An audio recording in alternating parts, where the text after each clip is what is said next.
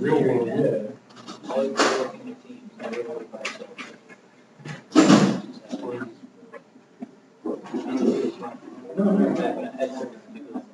Never show up to class without taking all attention. I gathered that because I was thinking so many times.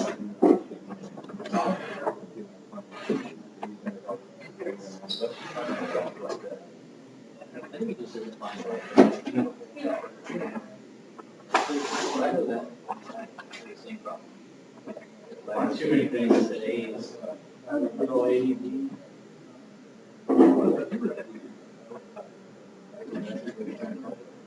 I had a resume there. Sorry.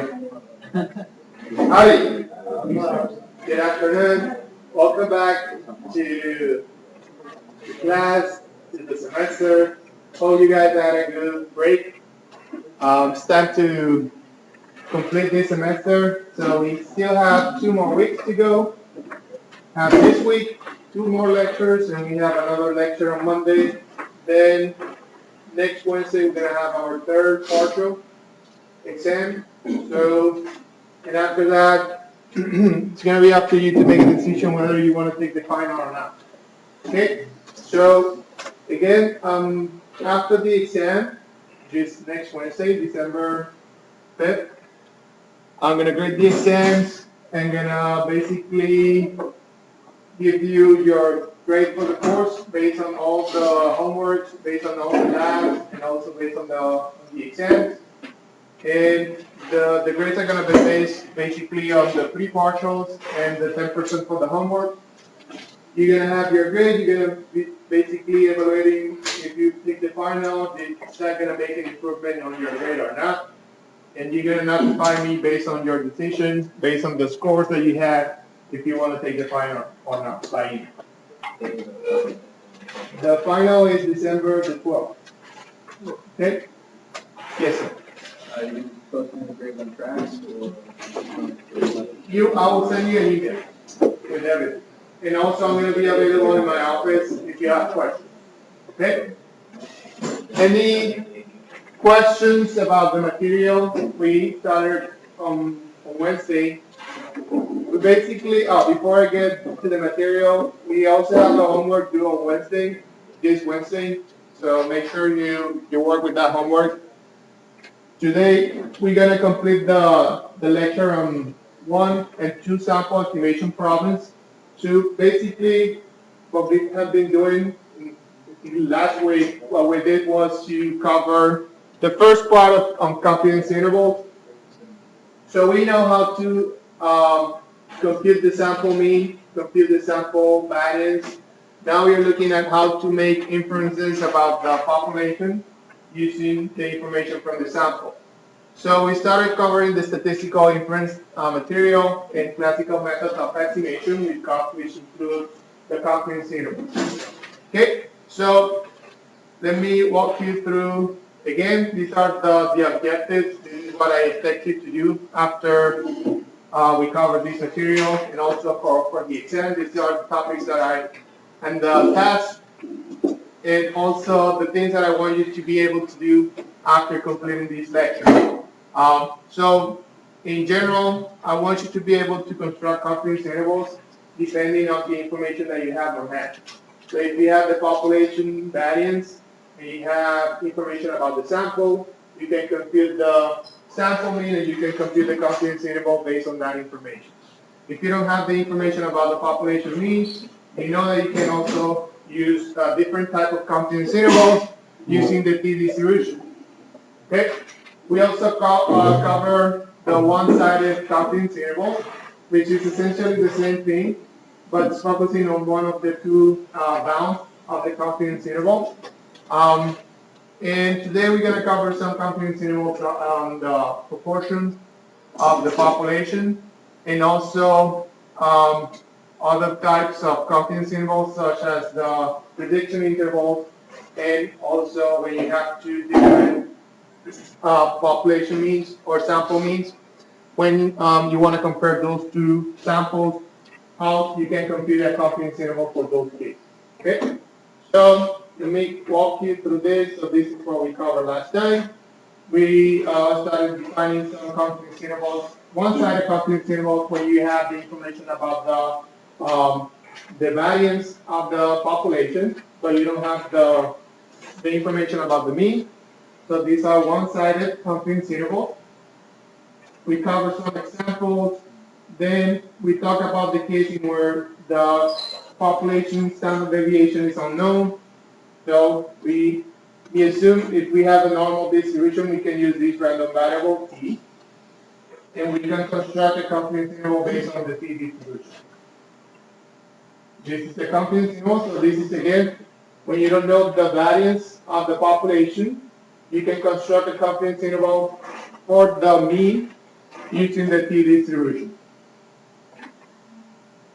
We also covered the one-sided confidence intervals for those cases. And we also talk about the approximation when you don't know the variance, when you have a sample larger than 30 observations, larger or equal to 10. Okay, and we talked about that. Then the last thing we did was to talk about the standard error, which is basically the name that we give to this side of the confidence interval, or this expression in the confidence interval. And Yeah. so the way that the confidence interval is used depending on the quality of the point estimator through the standard error, and the way we measure that standard error is based on the population, well, the sample standard deviation divided by the square root of 10. That's the standard error. Okay, so that was the last thing we covered. Today we're going to start talking about prediction intervals. And sometimes the experimenter may also be interested in predicting the possible value of a future observation. And that's where these type of confidence intervals become very useful. For example, if you're in charge of a control for a process, a quality control for a particular manufacturing plant, the experimenter may need to use the observed data to predict a new observation. For instance, if you have a customer that is interested in purchasing a specific part, you can predict the measurements of that part using a prediction confidence interval. So here I'm presenting an example in which you're producing a metal part, and you have a customer that is interested in purchasing a single part from your production. So, but this customer requires a statement regarding the uncertainty for this single observation. So for these type of problems, you can construct a confidence interval for a prediction for the next observation. So this type of requirement is nicely fulfilled by the construction of a prediction interval. Okay? And now we're going to explain what a prediction interval is. So, to predict a new observation, we need to account for the variation due to the estimating the mean, and also for the variation of a future observation. So the development of a prediction interval is best illustrated by beginning with a normal random variable of the difference from the observation with the sample mean. So x0 is going to represent the new observation, and x bar is going to represent the mean of the sample. So using this information, we're going to find a confidence interval to predict the variability of the next observation. So we know that these observation and the sample mean are independent.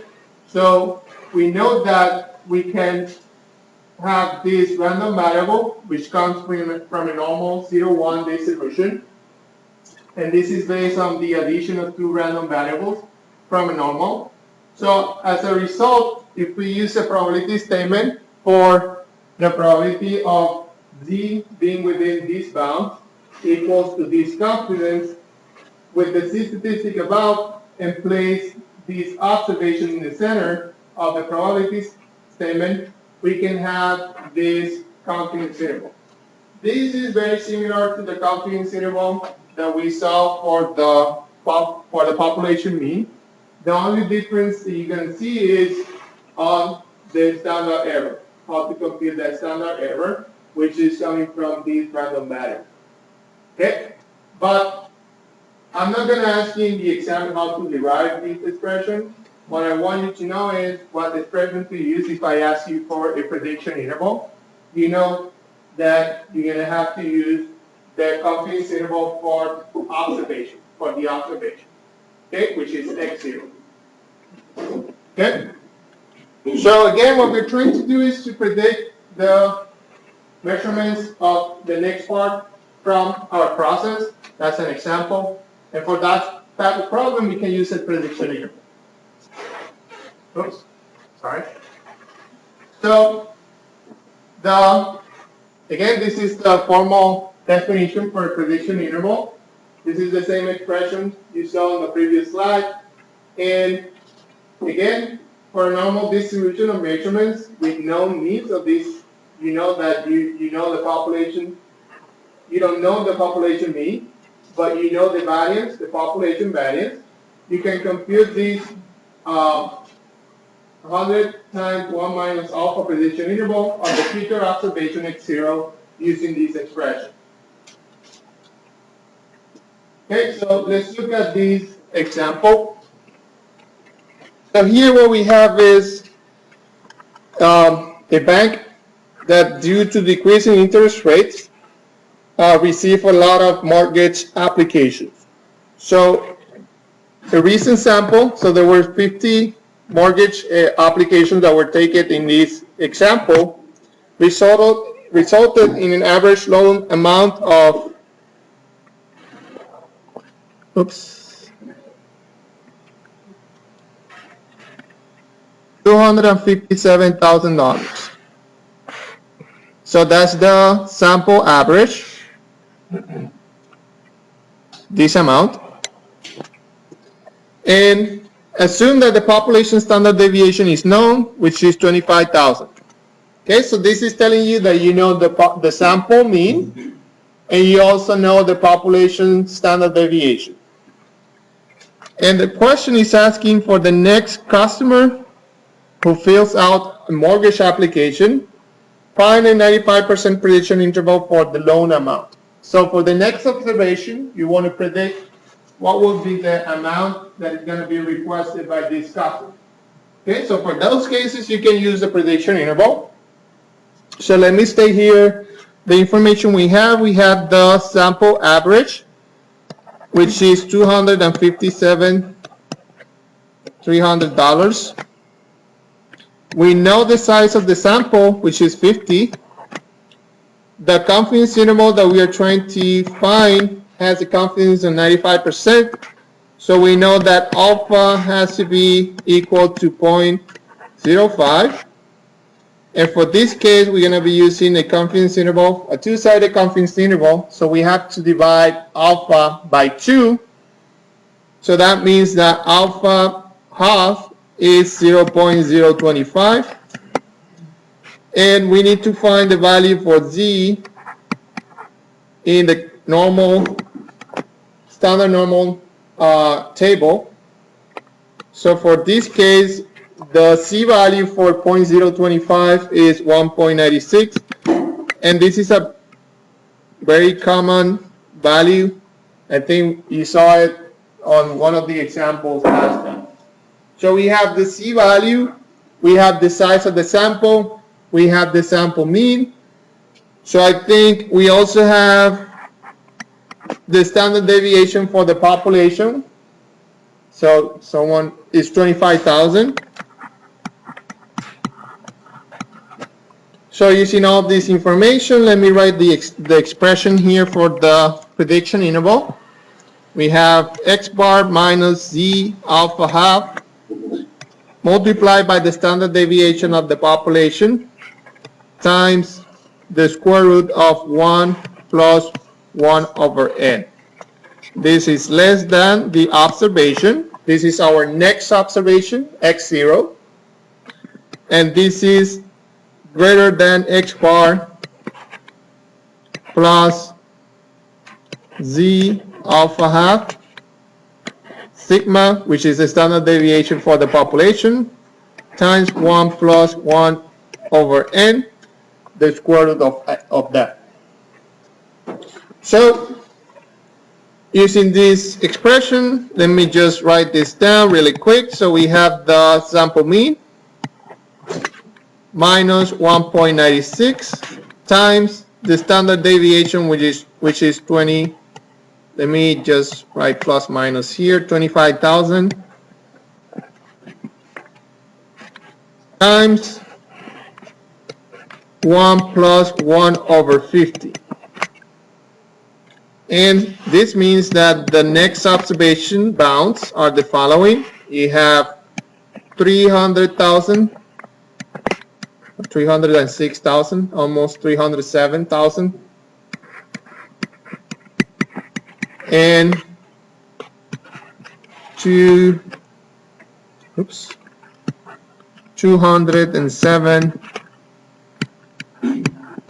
12.43. So what do you think about that confidence interval? So it's pretty large, right? It's almost 100,000 the size. So that doesn't give you a lot of information. So if you want to decrease the size of that confidence interval, what you can do? Increase the number of n. All right, you can increase the number of observations that you're taking into account. So instead of evaluating 50, you can evaluate 100. That should decrease the size of your confidence interval. Okay? So again, this is for prediction intervals. And yes, sir. So if we did say change in addition to 100, that say we got pretty close to 100,000, yeah, then take it down to 50,000. Not necessarily. Okay. Not necessarily. I mean, we cannot say 100% sure that it's going to decrease by half, Okay. but it will decrease for sure. So the more observations you have, the more you're going to know about the actual process. So that should decrease the size of your confidence interval, and also makes sense based on the observations. So if you divide by n, the larger the n, the smaller will be this size. The size. Okay. Any other question? That has an upper limit though, right? I mean, based on sigma standard deviation. Say that again. It has an upper limit based on that standard deviation, right? I mean, no matter how big n gets, the square root of each one, so we'll always have the sigma times the alpha half value that you're adding to x bar. This will become, if this goes to infinity, this will be 0, so this will become 1. And then, yeah, you can say that. We'll have an upper limit, yeah. Any other questions? Okay. So, see, so again, this is the case in which you know the standard deviation of the population. So, let me make that clear. So here we know the population standard deviation is 25,000. But that's not always the case. So let me make that here. Note.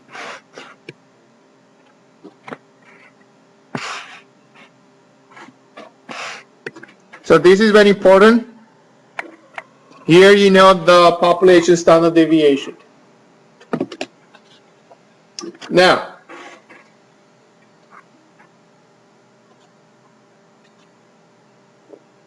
this is the case in which you don't know the population variance. So for sigma square unknown, then for a normal distribution of measurements with unknown mean and unknown variance, the prediction interval has a different expression. And here, you're still looking for the next observation, but since we don't know the population variance, we are, instead of using z, we are using the t-distribution. Okay? And again, every time you use the t-distribution, you have to make sure that you know the degrees of freedom for the problem.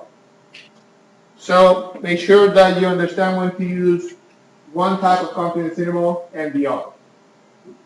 So again, if you don't know the population variance, then you're going to have to estimate the population variance using the sample variance, and that's this S here in the expression.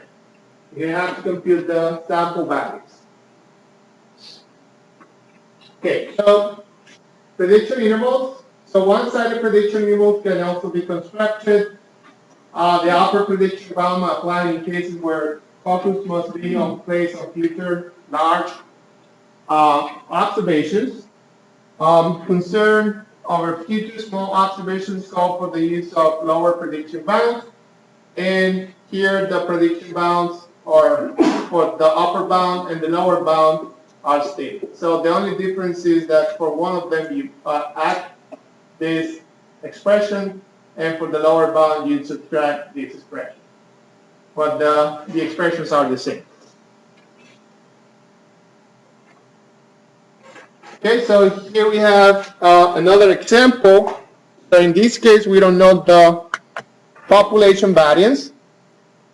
So in this case, we have a meat inspector that has randomly selected 30 packs of 90% lean beef, and the sample result in a mean of 96.2. And look at this. Here, the standard deviation is given, but it's very clear that we are not using the population standard deviation. We are using the sample standard deviation. So that makes a difference in terms of the type of prediction interval you're going to use. So here we are using the sample standard deviation. That means that we are computing the variance from the sample. So we're going to use the confidence interval for the sample mean and for the sample variance, which is the one that uses the t-distribution. Okay, so let me see what information we have here. We have, let me change this in color. So we have the sample mean, which is 96.2%. We also have the sample standard deviation. So the sample standard deviation, we denote that with a S. Okay, so the sample standard deviation is 0.8%. And we have a number of observations is 30. And this is unknown. So the population standard deviation is unknown, but we know the sample standard deviation. So using the information from the problem, then you know that we are interested on the next observation, the confidence interval for the next observation. By the question or the expression here, find the 99% prediction interval for the leanness of the new pack. So for the next pack, we want to compute that confidence interval. So for this case, we use the confidence interval for the variance unknown, in which is this one. 1 plus 1 over n greater than x0 less than x bar plus t alpha half times s times 1 plus 1 over n. Okay, so again, here's the main difference. You're using the t-distribution. We don't know the information about the population variance.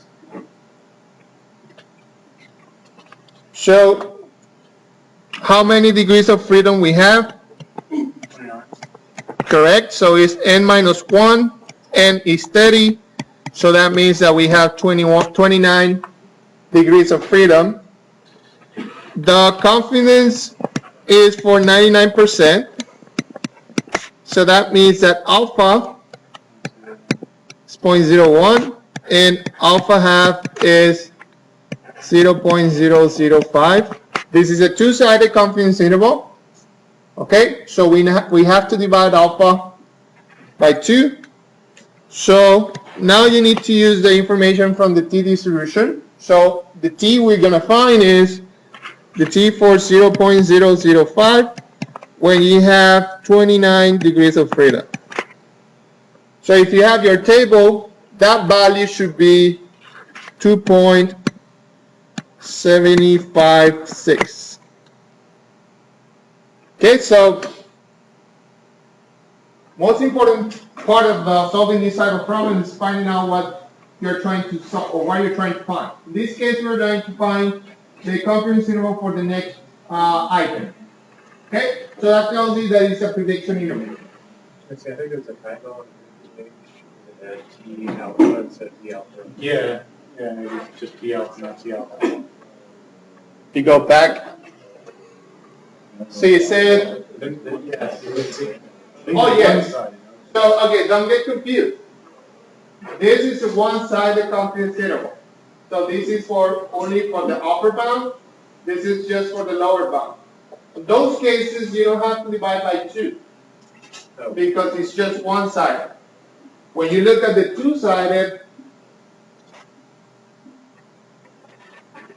and that's a good question, you look at the two-sided, then you always have to divide by 2.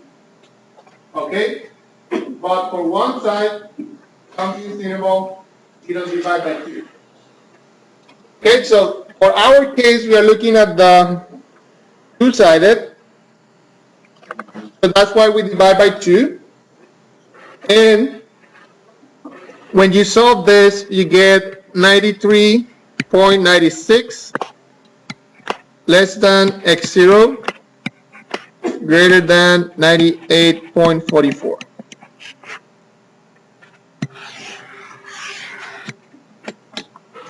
Okay, so that's the prediction interval for when you have no information about the population variance, but you have some information about the sample, so you can compute the sample variance and the sample mean.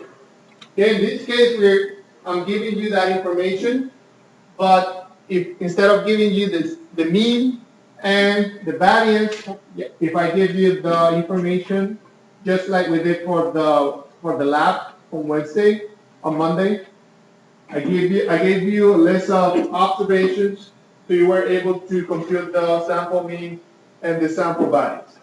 Okay, so you can solve the problem using the information, those data points. Yes, sir.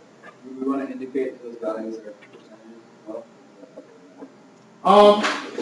if it doesn't matter. I mean, if you're consistent, if you're solving the confidence interval and you're consistent, you're using percentage, it shouldn't matter. Okay? That's a good question. Any other question? Okay. So now we're going to transition to a different type of confidence interval. And this type is for 2 samples. And what we're trying to do here is to estimate the difference between 2 means. So we talked about this earlier in this class. Here, what we're trying to do is to estimate the confidence interval. Now, for that type of random variable, which is the difference of 2 random sample means. Okay, so in this case, assume that we have 2 populations with means mu1 and mu2, and the variance corresponding variance for each population. Point estimator of the difference between the means is given by the statistic x bar 1 minus x bar 2, which are the estimators for the population means. Okay, so we are estimating the population means, mu1 and mu2, using the sample means, x1 and x2. And we are treating those 2, the difference of the 2, as a random variable. So now we want to compute the confidence interval for such type of random variable. So to obtain a point estimate for the difference, we shall select 2 independent random samples and compute the difference of the means for those 2 samples. Again, these samples are coming from 2 different populations. We are computing this sample. We're taking a sample from one population. We're taking a sample from another population. We compute the sample means for each one of them. And now using that information, we look at the difference. And this is a new random variable. Okay? So the random variable is not the sample by itself anymore. The random variable is the difference between the two samples, x bar 1 minus x bar 2.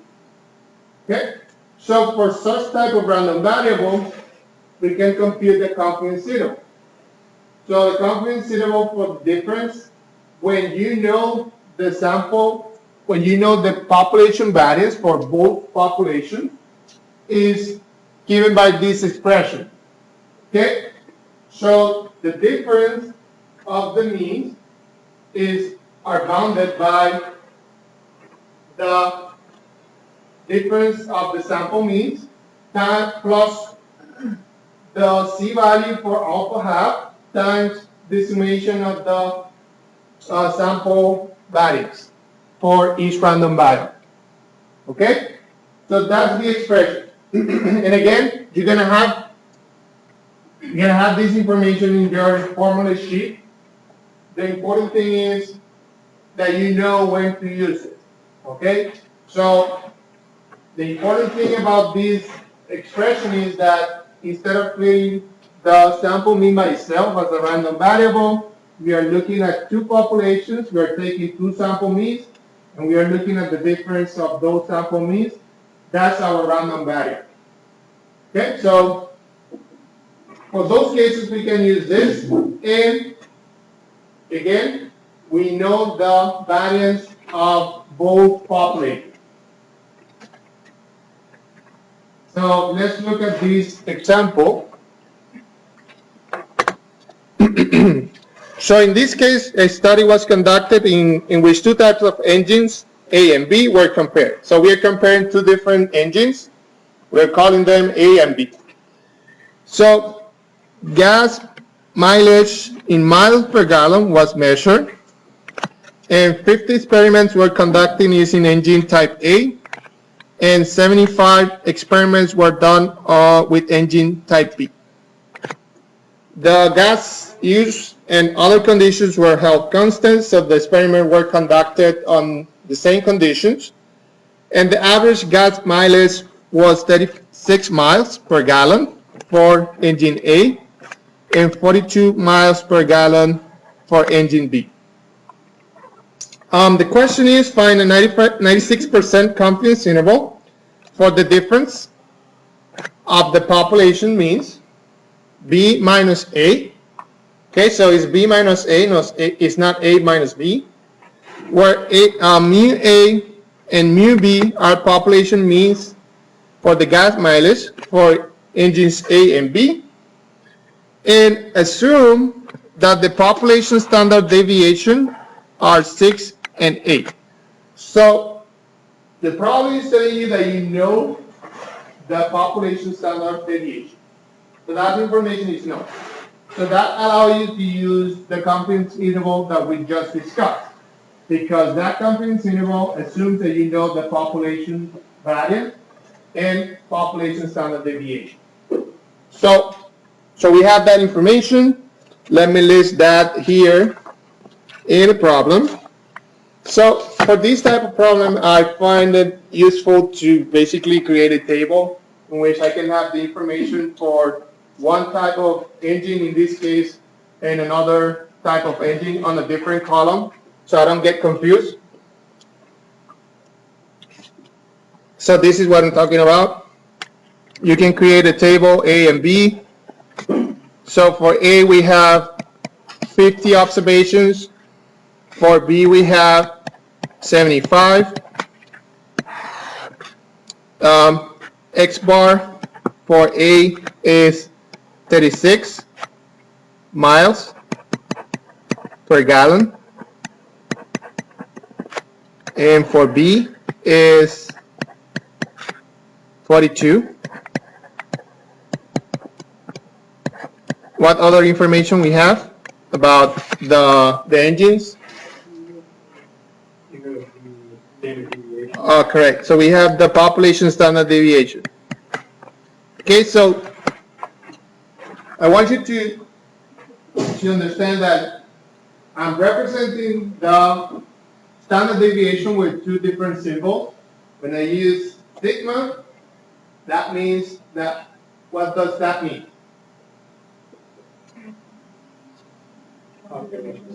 Correct.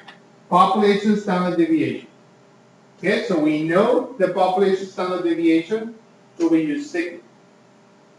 When I use S, that means that I know the information about the sample. So I have the population. I take a few items, I compute the variance, and also I compute the standard deviation. I use S because that information is coming from the sample. It's not coming from the population. It's coming just from the sample. This is coming from the population. And it's what the problem says here. Population standard deviation. Okay, so I use sigma for the population standard deviation, and this is 6, and this is 8. Okay, so that's the information we have for each type of engine. So now we want to compute the confidence interval for the difference of the mu's or the population means. So this is the expression we're going to use right here. So we know the population standard deviation, so we can compute the values for each engine. We know the confidence that we want for the confidence interval, and we also know the information about the sample. So we have all the information we need. So let's compute that. So this is what we need with xb minus x bar a plus minus z alpha half times the population variance of B divided by N of B plus the population variance of A divided by N of A. Okay, so we have all that information. Let's just plug in those numbers. So the difference between XB, X bar B, and X bar A is, what is the difference? 6. So 6 plus minus C of alpha half. So we want a 96%. So 96% is equal to 1 minus alpha. Alpha is equal to 4%. So alpha half is 2%, which is equal to 0.02. That Z value for 0.02 equals 2.05. And again, this is coming from the standard normal table. I gave you a copy of that table. If you don't have a copy of the table with you, I have extra copies in my office. You also have a table, similar table in your textbook. So if you go to the appendix, you will find that table for the standard normal, the Z values. Okay, so we have that Z. So this is 2.05 times, what is the value of the population variance for B? 64, correct, divided by 75, and for A, 36 divided by 50. So everybody understand how to get these numbers? So we know the standard deviation for A. It is 6, and we know the variance is just the square of the standard deviation. So we square 8, that's 64. We square 6, that's 36. Okay? Also notice that here the difference is between B b minus 8. So previously, if you go to the formula, we were doing 1 minus 2, and that's going to depend on the problem. So if you're looking at b minus 8, just be consistent, use the same formula, but use the values where it corresponds. So we have this expression,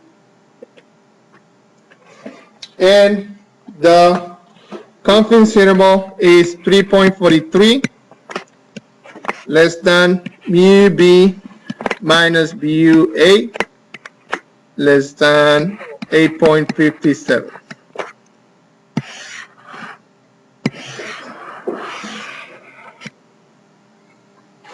Okay, so the difference in terms of the average gas mileage is bounded by these numbers.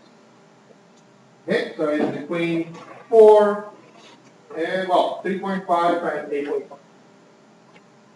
8.5. Any questions? Okay, so let me pass the slide sheet. Okay, so again, this is for the case we are looking at the random variables. The random variables are the sample mean, but in this case, it's the difference of the sample mean. Those are our random variables. And we know the information about the population variance. There are other cases in which we don't know the information about the variance, and we still want to compute the confidence intervals for the difference.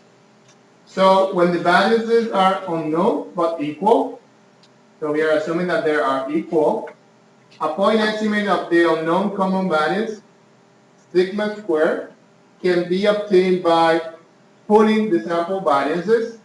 So by pooling, what it means is that's basically estimating the values for both populations by putting them together. So the pooled estimate of the variance is this expression.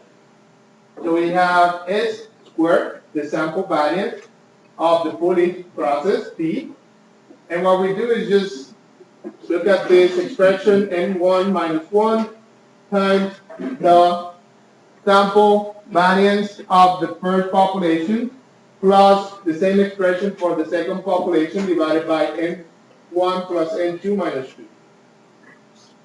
Okay, so this is, for me, this is a kind of not typical type of process, but giving you the information just in case you find out something type of process like this in the future, you know what to do. So again, when you're saying that you have the same standard, same values, it's kind of difficult to find something like that. So in those cases, you have this expression, and one thing that you need to be make sure that you know how to compute. In this case, instead of finding the confidence interval, the degrees of freedom for this confidence interval is computed by the sum of the ends minus 2. So again, we are combining these sample means, these sample variances. So now the degrees of freedom are also combined. So you need to add those ends and subtract by minus 2. So I don't think I provided an example for this case, but this is just for reference, okay? I don't think I'm gonna be asking something like this in the exam, okay?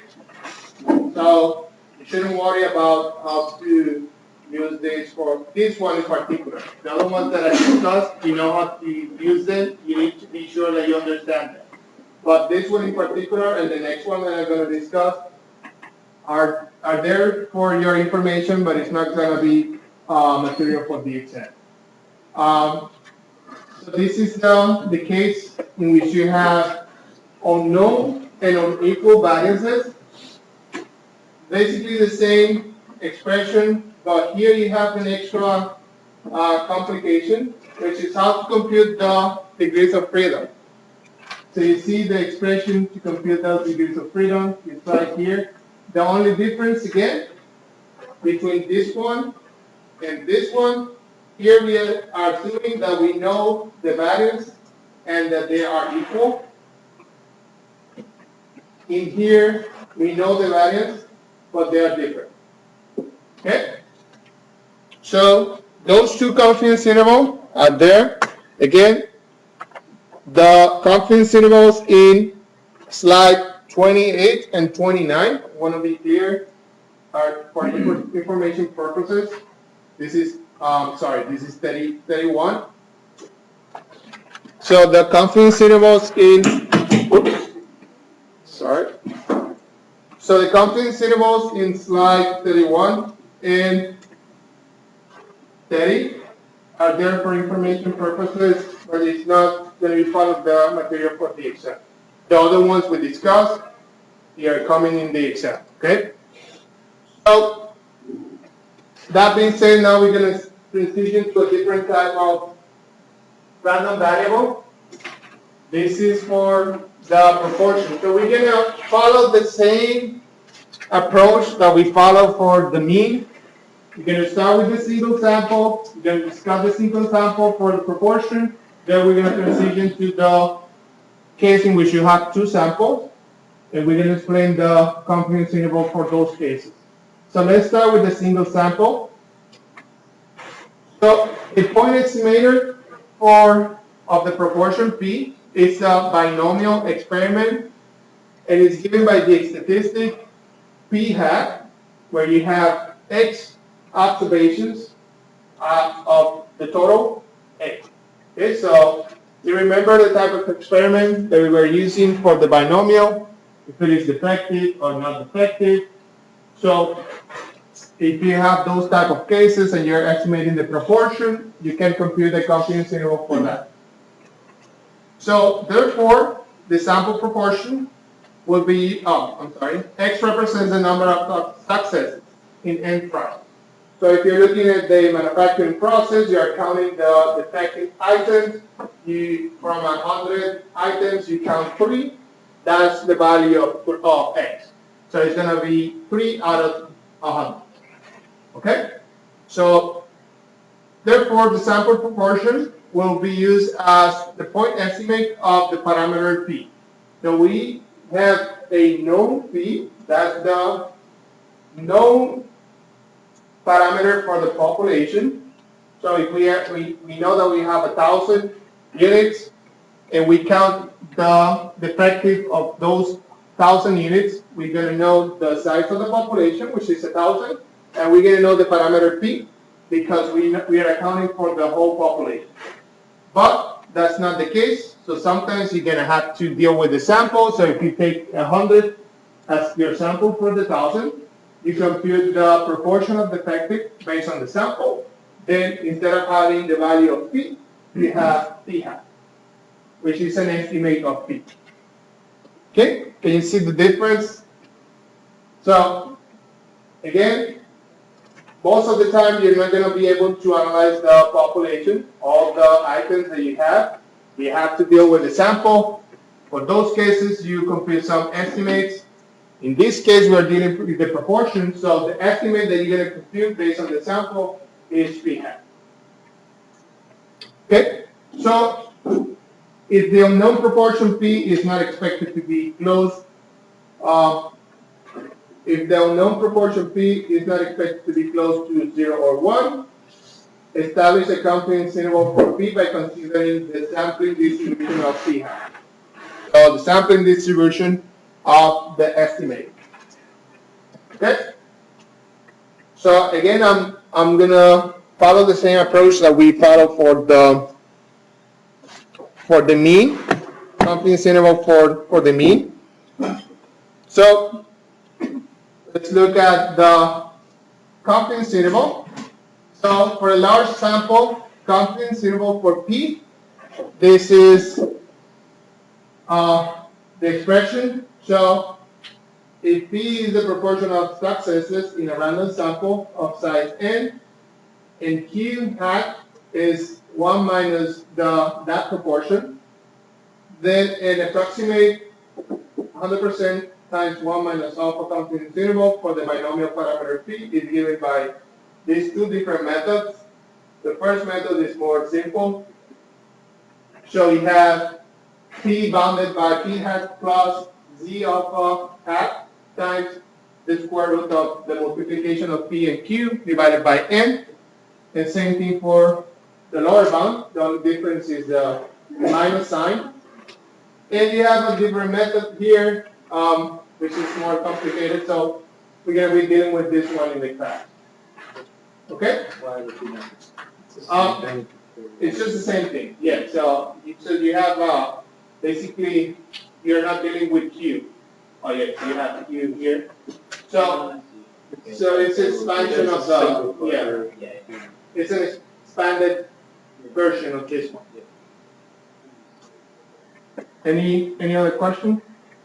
Okay, so let's look at this example. So in a random sample, we have 500 families owning television sets in the city of Hamilton, Canada, and it is found that 340 subscribe to HBO. I want you to find 95 confidence interval for the actual proportion of family with television set in this city that subscribe to HBO. Okay, so we have the information of the sample, and we want to find out the confidence interval for the proportion. Okay, so this is not the number of families. This proportion is essentially a probability. So I want to find that proportion confidence interval. So what is our point estimate?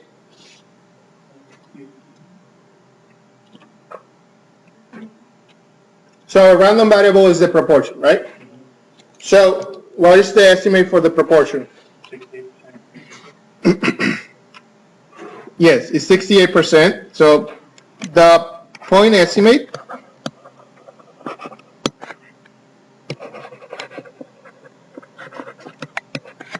of P, this is the proportion of the population. We are looking only at 500 families, but if you go to every person who owns a television in the city of Hamilton, Canada, you are taking into account the population. But in this case, we are not doing that. We are only focusing on 500 families.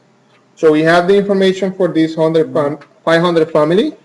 So we can estimate this proportion with P hat, and that estimate is 340 divided by 500.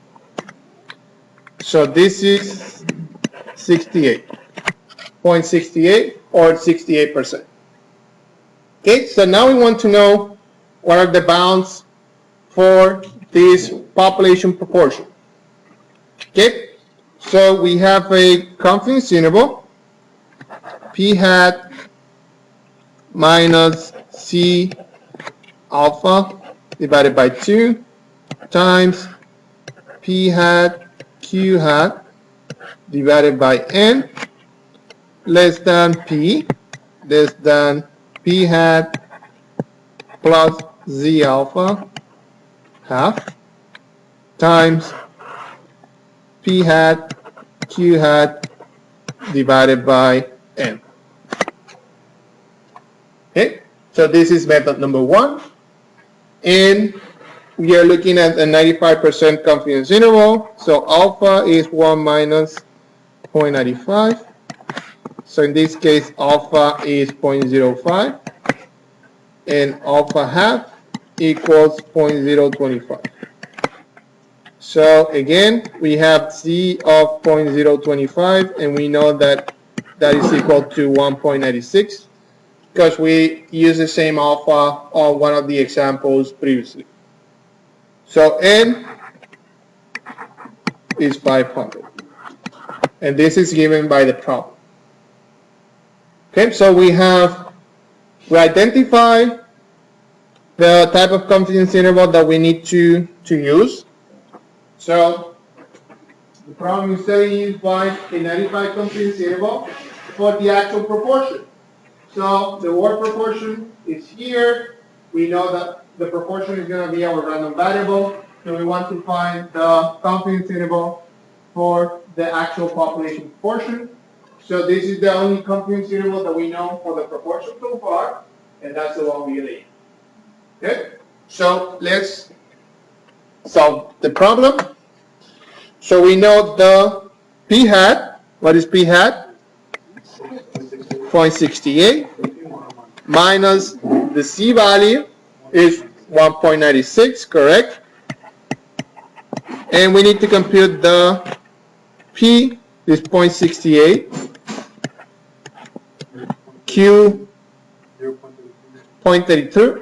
Everyone knows why it's 0.33, 32? No. No? Minus P hat. Okay, so you go Oh, back I here. see, I see. Yeah, okay, so q is going to be 1 minus p hat. Okay, and it is stated in the previous, one of the previous slides. Okay, so q is 0.32 and n is 500. And this is less than p, less than the same expression, 0.68 plus 1.96 times 0.68 times 0.32 divided by 500. Okay, so if you solve this, you get 0.6391 less than p less than 0.7209.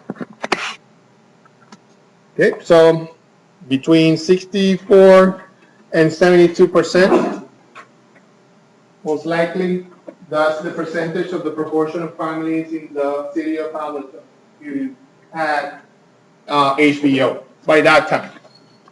Okay, so that's the confidence interval for the proportion. Again, single sample, we use this expression, proportion, actual proportion, that's what we're trying to estimate. So we use this confidence interval.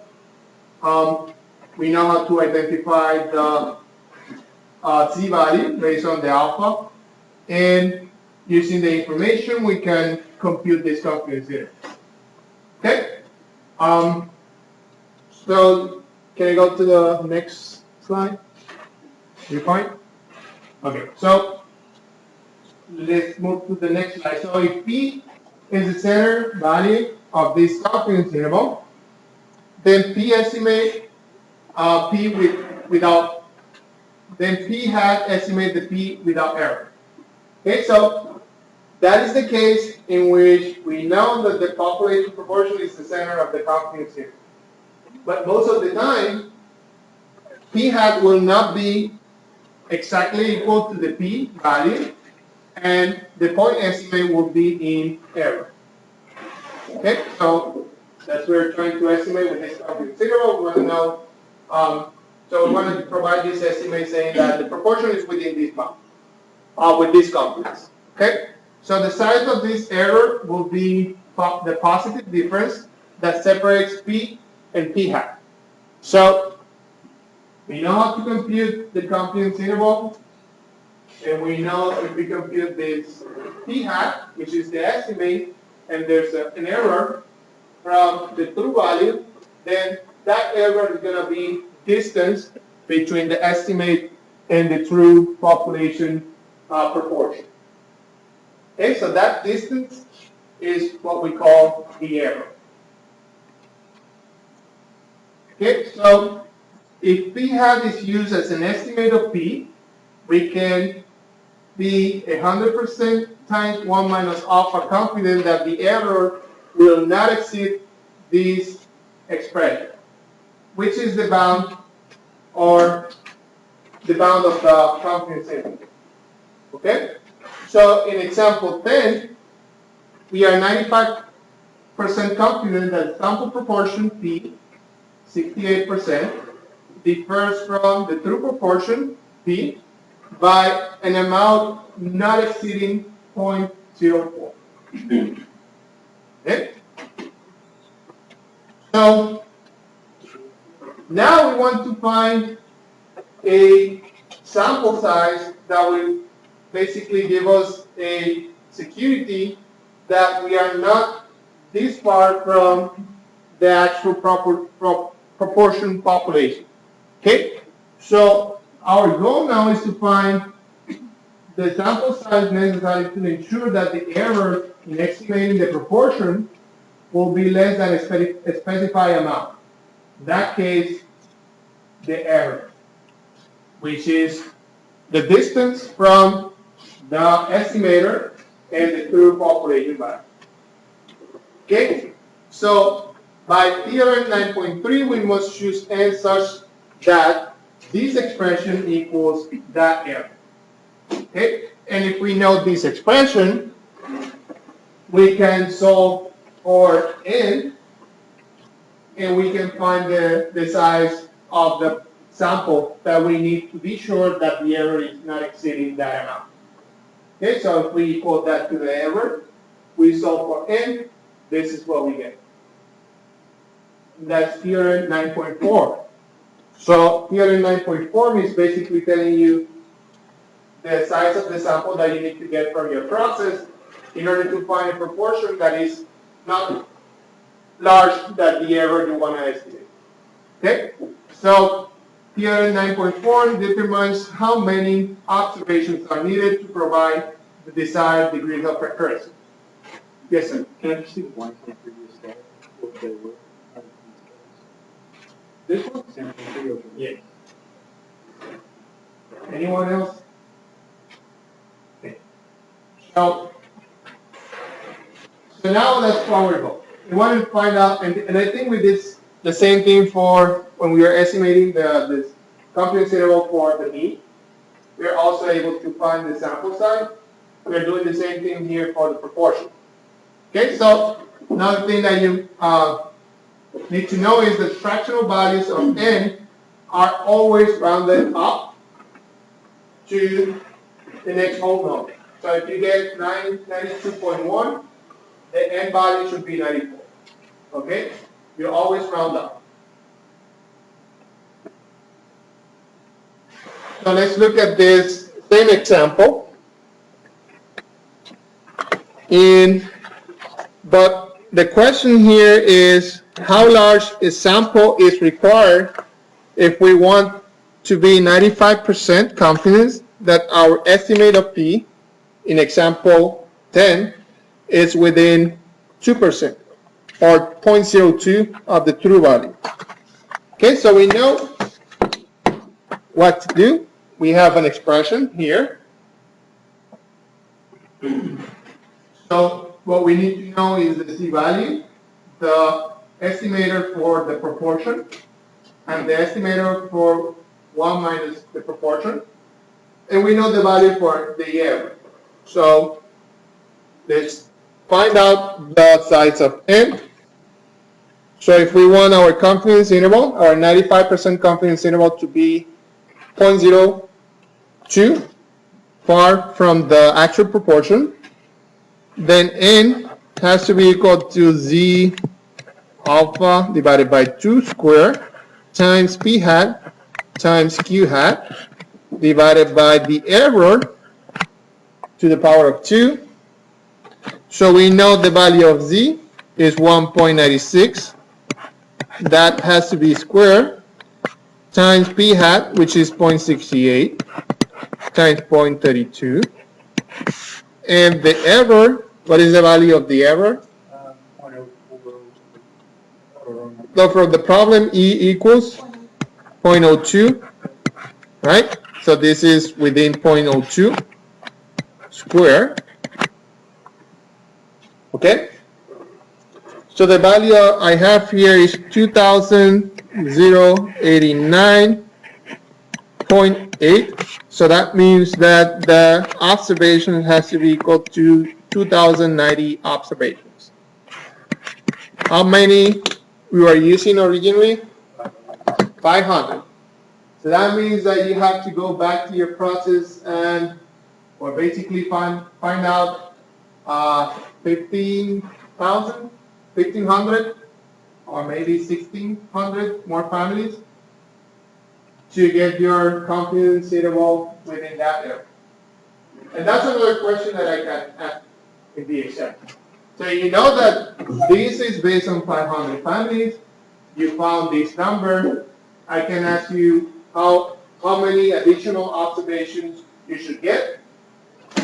So that's very simple. You just get this number and subtract the observations that you have already. So that means that you're going to have 1,590 extra observations. Is that clear? Does that make sense? Okay. Any questions? Okay. So there are other cases. So occasionally it will be impractical to obtain an estimate of P to be used for determining the sample size for a specified degree of confidence.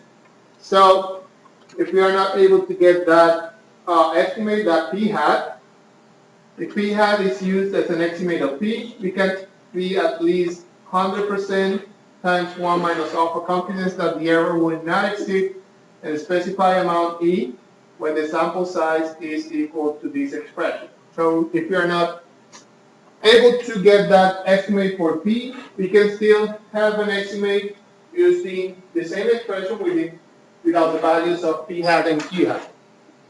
And we're going to see how that affects our problem. So let me move here. So here we have the same problem. We still have the same size of the sample. And it's found, okay? So how large is the sample required if we want to be a 95% confident that our estimate of P in example 10 is within 0.02 of the true value? So now, I think I added, this information shouldn't be there because the purpose of this example is that you don't have an estimate for P hat.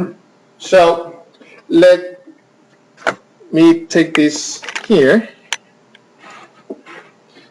So if you, let me make that note. If you cannot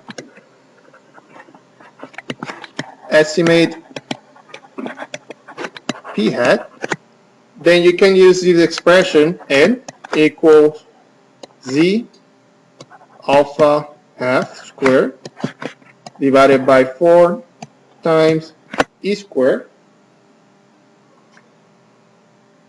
And in this case, we have 1.96 squared divided by 4 times 0.02 squared. Then this equals 2,400 observations. Okay, so in the case that you are not able to estimate that proportion, you can still get an estimate for N based on your confidence, which is basically the value of alpha divided by 2. Okay, let me see what else we have here. Okay, so as I mentioned earlier, we are following the same approach. Now we have to deal with the difference of two samples, two proportions. So this is the last thing we're going to do today.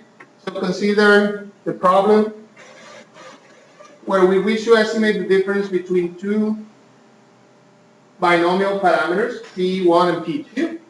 And as an example, P1 might be the proportion of smokers with lung cancer, and P2 will be the proportion of non-smoker with lung cancer. And the problem is to estimate the difference between these two proportions.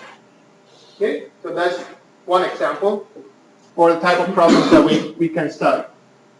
Okay, so a point estimator of the difference between the two proportions is P1 minus P2.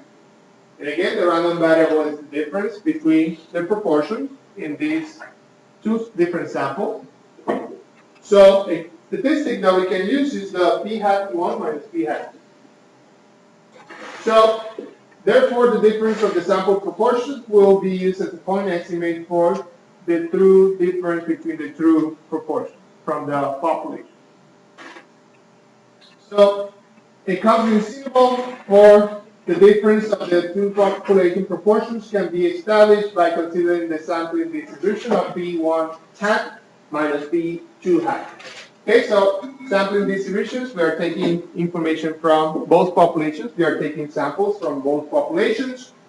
We are estimating the proportions, and we are looking at the difference from the information we are getting from the sample. So if P1 hat and P2 hat are the proportion of successes in random samples of size N1 and N2, and we compute Q1 and Q2 respectively, then we can find a confidence interval for the difference of the two binomial parameters, P1 minus P2, and that's given by this expression. This is again is kind of similar to the one we saw for the difference for the population mean. Okay, so I think I have one example in which we can use this. And as I stated earlier in the lecture, the important thing about these problems is that you need to know what type of confidence interval you are trying to use. So if you are able to identify the information from the problem, and you are able to identify the type of confidence interval that you need to use, then you should be in good shape for the exam. Okay? So my advice is go back, read the problems, try to identify the differences. It's not really that hard. You can list those differences in the paper, and that will help you study for the exam. So in this case, we are looking at proportions, and we are looking at the difference. This is very clear in telling you that you have two samples. So when you see two samples, then you cut half of the confidence interval that you have in your table, and you focus on the difference for the mean and the difference for the population. You get some extra information from the problem, and then you can identify which one you need to use. So in this case, we are focusing on the proportions. So let's look at this example. So a certain change in the process for manufacturing component parts is being considered. Samples are taken under both the existing and the new process, so as to determine if the new process, so we have a new process and an old process, results in an improvement. If 75 of the 1,500 items from the existing process are found to be defective, and 80 of 2,000 items from the new process are found to be defective, find a 90% confidence interval for the true difference in the proportion of defective between the existing and new process. Okay, so let's state the information we have. So for the first process, let me call the new process, this is process number 1. So this is new process. And P2 is existing process. And the problem is telling you want to look at the difference between the proportions. So the difference in the proportion, you see proportion, you know that you need to use a confidence interval for the proportion. It's that simple, okay? So let's estimate this P1 hat. So P1 hat is, what will be P1 hat? 0.05, correct. So it's 75 over 1,500. So this is 0.05. And P hat 2, say that again? Oh, 1,500, sorry. Yes, yes. Because we have 1,500 items for the new process. And for the existing, we have 80 divided by 2,000. So this is equal to 0.04. So the difference is P1 minus P hat 2 is 0.01. So now we can compute that confidence interval. We need the Z value for, this is a 90% confidence interval. So the Z value we're going to need is 0.05. And that equals 0.645, 1.645.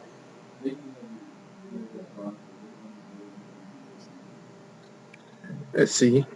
So 75 at 1500. 75. It's a new process. Oh yes, so this should be, you're right. So 75 of 500 of 1500 items, this is the existing process. So let me change this 2 and 1.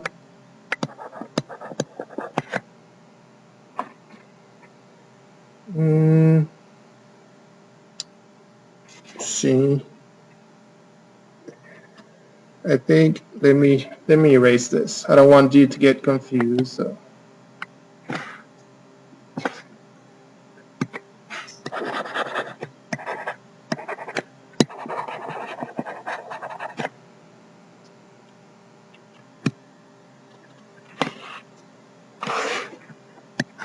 okay, so the existing process, that's what I'm gonna call P1, and the new process is P2. Okay, so the difference between P1 and P2 is 0.01. That's the same. And we can compute the confidence interval now. So this is P hat 1 minus P hat 2 plus minus C alpha half times P hat 1 Q hat 1 divided by N1 plus P hat 2 Q2 hat divided by N2.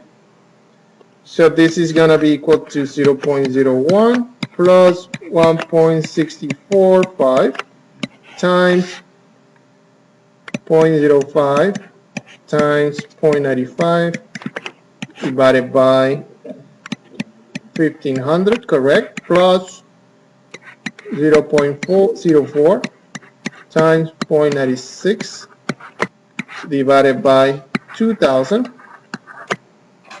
And then we have the confidence interval for P1 minus P2 is 0.0217 and negative 0.0072. This is 7. Okay. So this topic basically concludes the material for confidence interval. On Wednesday, we're going to start a new topic, which is hypothesis testing. And we're going to use some information that we already know. And that's hypothesis testing is going to be the last topic for this course. Okay, so it's a very important topic. So we'll see you on Wednesday. Remember the homework, which is due on Wednesday, this Wednesday.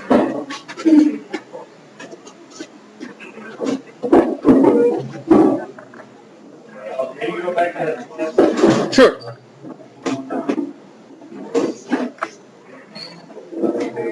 That little part with the you want to run it. Find that.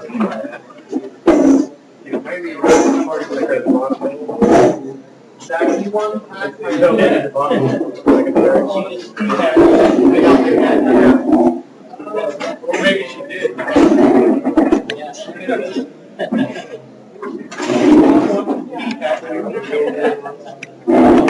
Thank you.